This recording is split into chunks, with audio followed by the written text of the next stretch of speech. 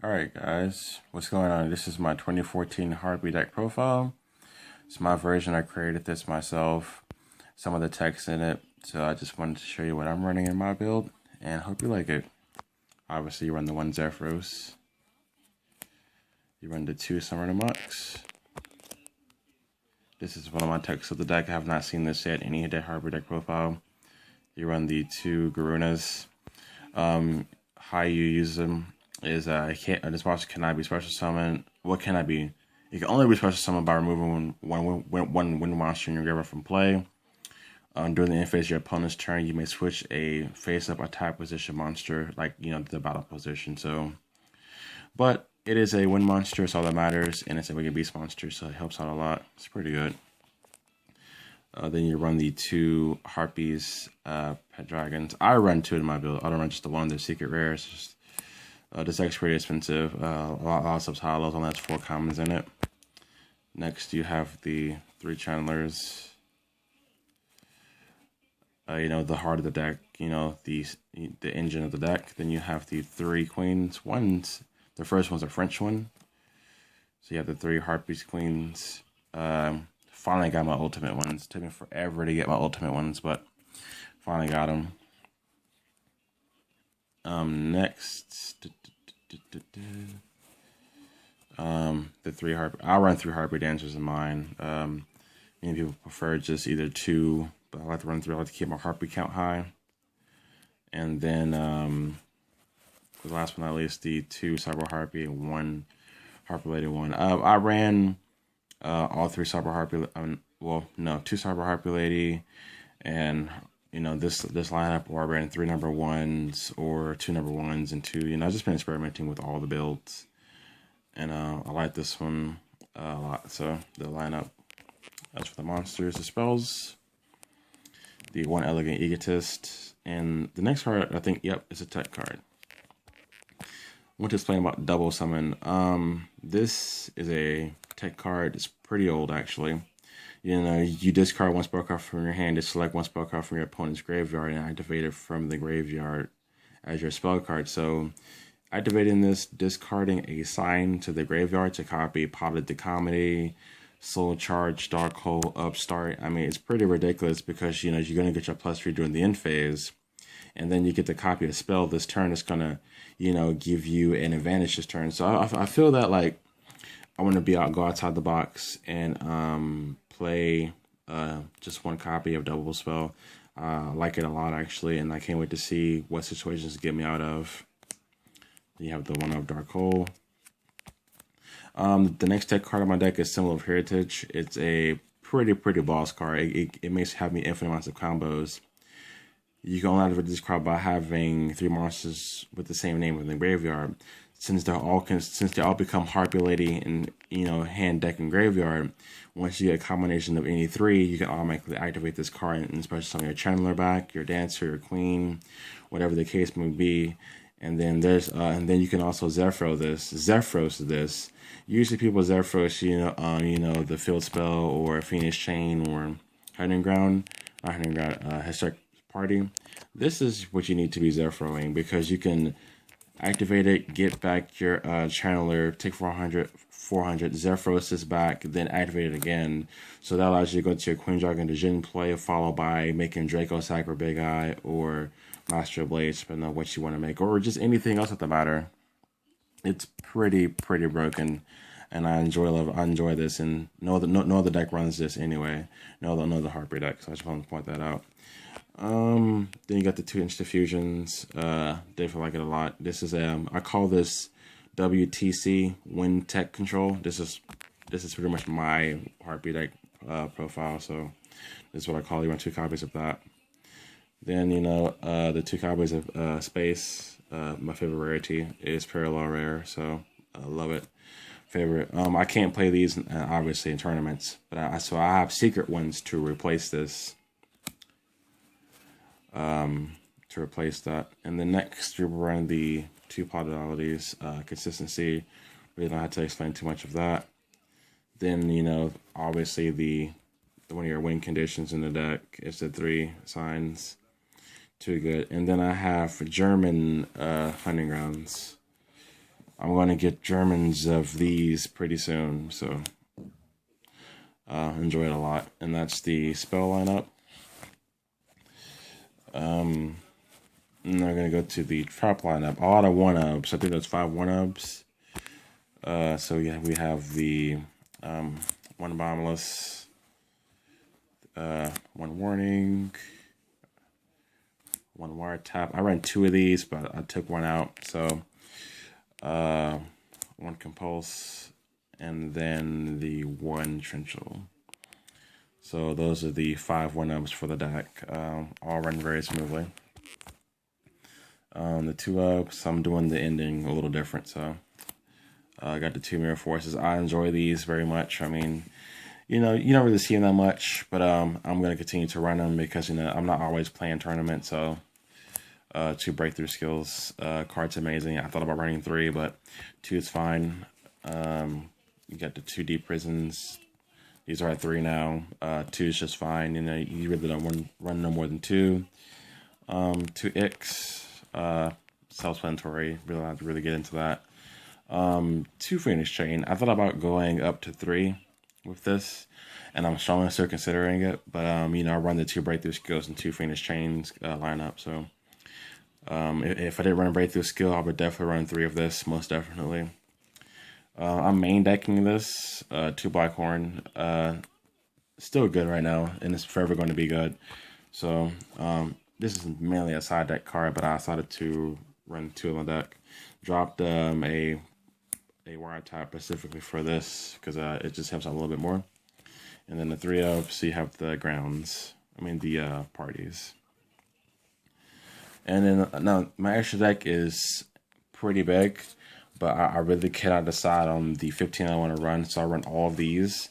But when it comes to running to a tournament, I will figure out my extra deck choices. But you have 1 Phantasma Dragon. Gotta run the 1. I ran 2 or 3 a long time ago, but 1 just do it just fine. Then you have the Ragnar Zero. She's definitely good against Fire Fist, Boojins, Harpies themselves. Just any deck that kind of just boost up their attack or just pretty much decrease. It's good against anything, especially if they actually it's good against anything, because if any deck's running Lance, you summon this, you bait out a Lance, and then you just pop. I mean, it's pretty broken. So next you have Rhapsody. I really didn't like this card too much, but yeah, I found out it's really good. I mean, it's just too flexible. Banishes 1 card from your opponent's graveyard, and you can do it again. So banishes any card. So I misread this card, and it's amazing. Then it equips to an exceed monster to get an extra 1200 attack. So it's pretty nice. Next you have your 2 copies of Ice Beam Zephyr. Cards are Walking Skull Drain, and it boosts itself. I mean, it's pretty broken, and it keeps your stuff safe. I like it way too much. Next you run 2 copies of Chidori's Ultimate Rare. 1 first day, 1 on first day. I'm pretty upset about that, but Chidori's just 1 game. Still games all day. Next you have 1 copy of your Silent Owner's Arc Knight. Just too good. You know, just 1. I don't have an exciting because I don't need 1 for this deck. If I ever had 1, it wouldn't be for this deck.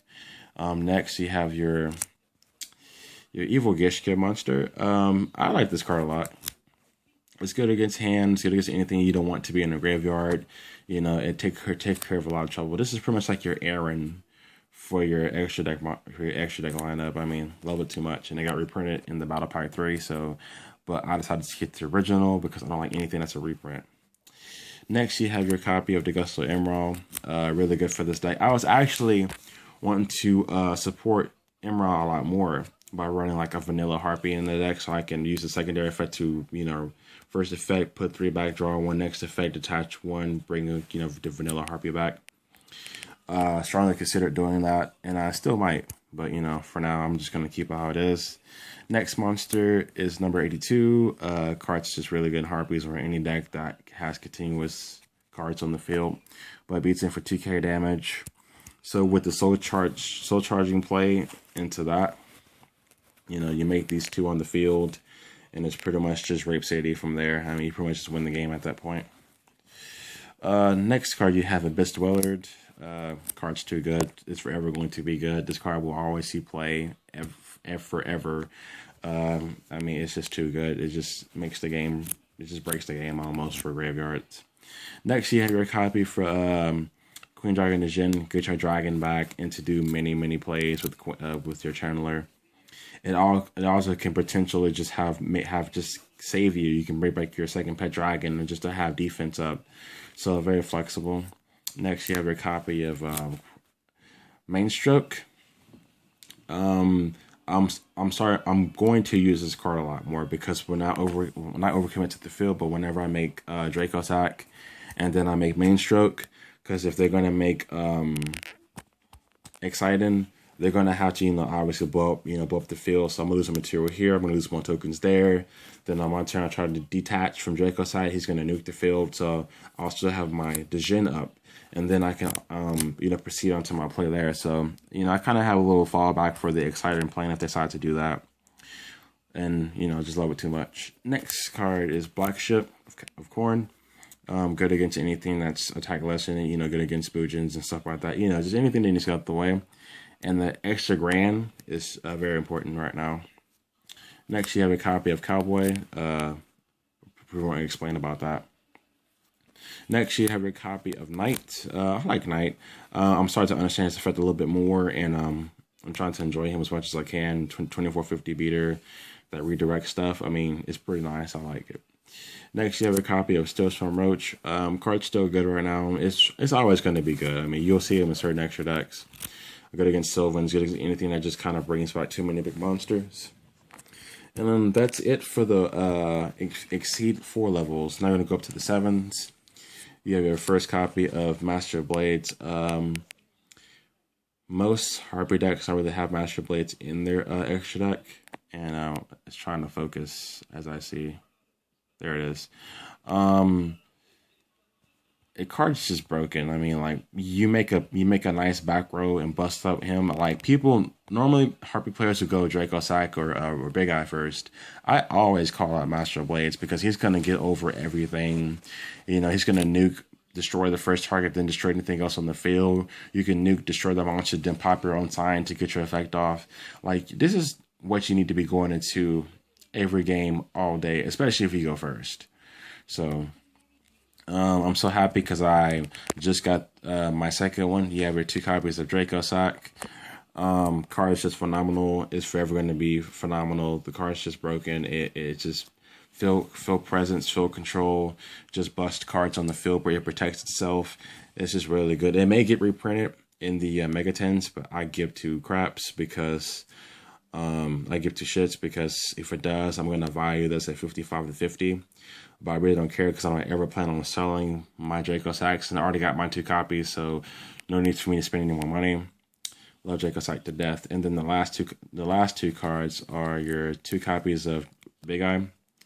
1 secret, 1 ultra. I plan on getting another secret rare, selling or trading it and selling it, whatever, to get another secret. But that's it for the extra deck. And I go Big Eye sometimes. When I first had my Harpie deck, I did not have, these, or not even just a single copy.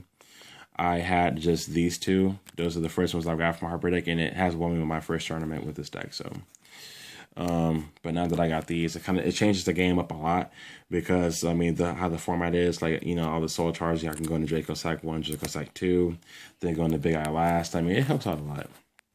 On for the fusions, just the 2 copies of I think it's Movarvis or something like that, how you pronounce it, but your instant fusion targets, and then and then I have these tokens because these are my favorite tokens. As you see, they are the same. They're just different races, which is hilarious. That is my deck profile. I hope you enjoy it, and tell me what you think.